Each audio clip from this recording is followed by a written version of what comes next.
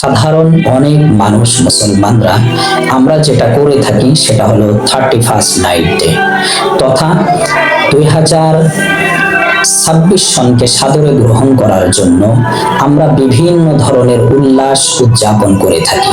কেউ মোমবাতি প্রজ্বলন, হুক্কা ফোটানো ইত্যাদি অনেক ধরনের বিজাতীয় কৃষ্টি কালচার আমরা এই দিনে এই রাত্রে অনুষ্ঠান করে থাকি। আসলে একজন মুসলমানের জন্য এটা কতটুকু বৈধ সে সম্পর্কে একজন মুসলমানের অবশ্যই জেনে নেওয়া প্রয়োজন। তবে সবচাইতে গুরুত্বপূর্ণ বিষয় হলো একজন মুমিন, একজন মুসলমান সে নতুন বছরকে কিভাবে গ্রহণ করবে, তার নির্দেশনা ইসলাম কিভাবে দেন সেটাকে বোঝা এবং অনুধাবন করা। আমরা স্বাভাবিকভাবে জানি একটা বছর চলে গেলে আর একটা নতুন বছরকে আমরা পাই, তো সেটার জন্য আমরা স্বাভাবিকভাবে আনন্দ উৎফুল্ল প্রকাশ করে থাকি। কিন্তু একজন মুমিনের জন্য হবে সেটা হলো মুহাসাবার বিষয়। বিসমিল্লাহ ওয়াসসালাতু ওয়াসসালামু আলা রাসূলিল্লাহ ওয়া বা'দ।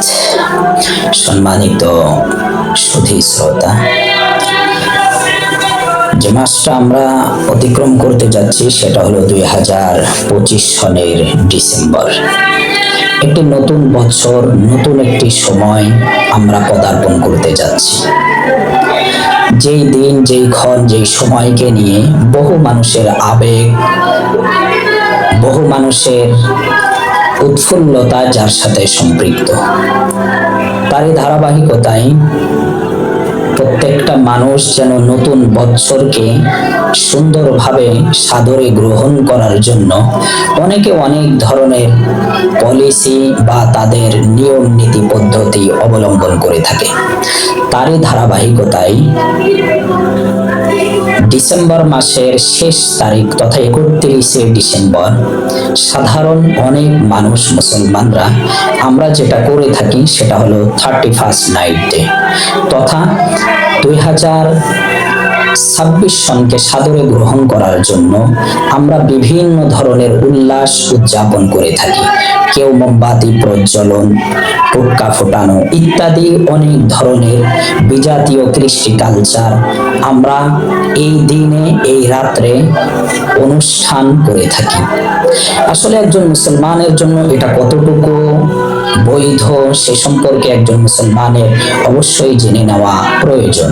তবে সবচাইতে গুরুত্বপূর্ণ বিষয় হলো একজন মুমিন, একজন মুসলমান সে নতুন বছরকে কিভাবে গ্রহণ করবে, তার নির্দেশনা ইসলাম কিভাবে দেন সেটাকে বোঝা এবং অনুধাবন করা।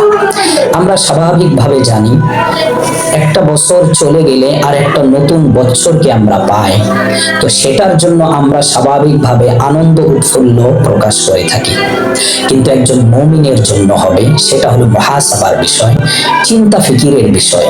আমি যে সময়টা আমার জীবন থেকে চলে গেল 25 সাল 2025 ইংরেজি, এই সনটা আমার কাছে আর ফিরে আসবে না। তা আমার বিগত জীবনে আমি কি করলাম, আমার কি করণীয় ছিল, আমি কতটুকু করতে পারলাম, এটা আমার আপনার জন্য খুবই জরুরি, খুবই প্রয়োজন। একজন মুমিনের প্রত্যেকটা পদক্ষেপ হবে আল্লাহ সুবহানাহু ওয়া তাআলা প্রদত্ত নির্দেশনার উপরে, যাতে আমার কোনো একটা পদক্ষেপ আল্লাহ সুবহানাহু ওয়া তাআলার নির্দেশনার বহির্ভূত কোনো কিছু না হয়। তার কারণ রব্বে কারীম সুস্পষ্ট ভাবে বলেছেন, ফামান ইয়ামাল মিসকালা যাররাতিন খায়রান ইয়ারাহ ওয়া মান ইয়ামাল মিসকালা যাররাতিন শাররান ইয়ারাহ, যে এক যাররা পরিমাণ, এক অণু পরিমাণ যে নেক আমল করবে সে সেই নেক আমল সেটাকে সে দেখতে পারবে, সেটা নিয়ে কাল কিয়ামতের ময়দানে উপস্থিত হবে। আর কেউ যদি এক যাররা, এক বিন্দু পরিমাণ কোনো বদ আমল নিয়েও সে মারা যায়, তাহলে কাল কিয়ামতের ময়দানে সে সচক্ষে স্পষ্টভাবে দেখতে পাবে। এজন্য একজন মুমিনের অবস্থান হবে যাতে তার কোনো অবস্থাতেই কোনো ধরনের গুনাহ, কোনো ধরনের পাপাচার তার মধ্যে না থাকে। যেহেতু নতুন বছরকে আমরা গ্রহণ করব, এজন্য আমাদের ওই উৎফুল্লটাই থাকবে যাতে আমার জীবনে ঘটে যাওয়া যেই সমস্ত পাপাচার, ঘটে যাওয়া যেই সমস্ত অন্যায়, এগুলো যাতে নতুন বছরে আবার নতুন রূপে কোনো ভিন্ন আঙ্গিকে যাতে না আসে, এটা একজন মুমিনের জন্য করণীয় এবং দৃঢ় প্রত্যয় হবে। তার কারণ আমরা আগামী দিনটা যে পাবো, সেই দিন যে আমরা ভালো কাজ করতে পারবো এর কোনো গ্যারান্টি নাই।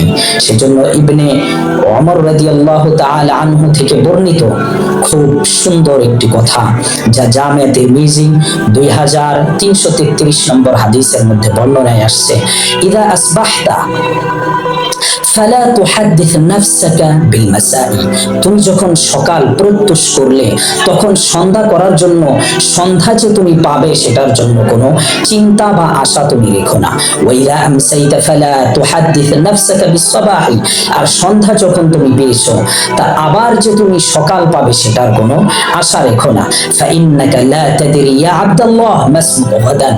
হে আল্লাহর বান্দা, হে আব্দুল্লাহ, হযরত আব্দুল্লাহ ইবনে ওমর নিজেকে সম্বোধন করে বলতেছে যে তুমি জানো না আগামীকাল তোমার নাম কি হবে, তুমি মৃত হবে নাকি জীবিত হবে তুমি জানো না। এজন্য একজন মুমিনের জন্য 31st নাইট ডে এর নামে আমি আমার যে সময়টাকে অতিবাহিত করতেছি, আমার এই মুহূর্তটা যাতে এমন না হয় যে পাপাচারের মধ্যে যাচ্ছে, আর এটার কারণে কাল কিয়ামতের ময়দানে আমাকে জবাবদিহি করতে হবে। আল্লাহ সুবহানাহু ওয়া তাআলা আমাদের এই সমস্ত পাপাচার থেকে 31st নাইট ডে নামক যে সমস্ত অশ্লীলতা আসে তা থেকে রব্বে কারীম আমাদেরকে বেঁচে থাকার তৌফিক দান করেন।